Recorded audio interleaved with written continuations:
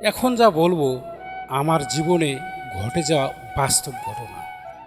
জানি না তুমি আমার ভিডিওগুলো দেখো কি না, তবুও বললাম, যদি দেখে থাকো তাহলে কথাগুলো শুনিও। সময়টা ছিল 11 তারিখ, রাত 3:30। গ্যালারি থেকে অনেক কিছুই ডিলিট করলাম। ডিলিট করতে গিয়ে দুটো রিলস চোখে পড়ল, তোমার ফটো দিয়ে বানানো রিলস।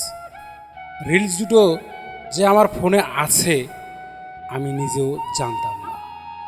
আজ দেখে মনটা নাড়া দিয়ে উঠল। কত কথাই বলছো রিলস দুটো দিয়ে, বলতে কেমন হয়েছে, আগে আমি কেমন ছিলাম, আরও কত কি।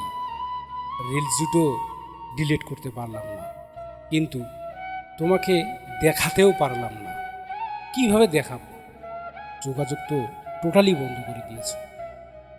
অনেক কিছুই আজ মনে পড়ে গেল, এক ফোঁটা জল পড়ে গেল চোখ দিয়ে।